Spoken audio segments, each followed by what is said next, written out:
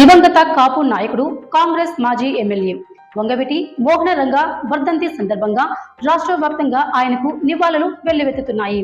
విజయవాడలో వాడవాడలా ఉన్న రంగా విగ్రహాలకు ఆయన కుమారుడు వంగవీటి రాధా, కుమార్తె వంగవీటి ఆశా కిరణ్ తో పాటు వివిధ రాజకీయ పార్టీల నేతలు, అభిమానులు పూలమాలలు వేసి ఘనంగా నివాళులు అర్పిస్తున్నారు.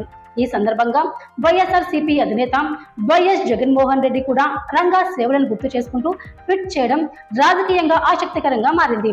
పేద ప్రజల సమస్యలను తన సమస్యలుగా భావించి వారి గొంతుకకు నిలిచిన గొప్ప నాయకుడు వంగవీటి మోహన రంగారావు. జగన్ చేసిన ట్వీట్ ప్రస్తుతం హాట్ టాపిక్ గా మారింది.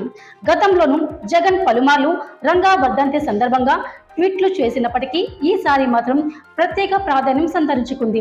కారణం వంగవీటి రాధా పార్టీని వీడిన తరువాత రంగా రాజకీయ వారసత్వాన్ని కొనసాగించేందుకు ఆయన సోదరి ఆశా కిరణ్ ముందుకు రావడమేనని రాజకీయ వర్గాల్లో చర్చ జరుగుతుంది. 2019 ఎన్నికల సమయంలో వంగవీటి రాధాకు విజయవాడ తూర్పు లేదా బందరు పార్లమెంట్ స్థానాల్లో పోటీ చేసే అవకాశం ఇచ్చిన విజయవాడ సెంట్రల్ టికెట్ పై పట్టుబడంతో చివరకు వైసీపీ నుంచి బయటకు వెళ్లిన విషయం తెలిసిందే. ఆ తర్వాత టీడీపీలో చేరిన ఆశించని స్థాయిలో అవకాశాలు దక్కకపోవడంతో ఆయన రాజకీయ భవిష్యత్తుపై ప్రశ్నలు నెలకొన్నాయి.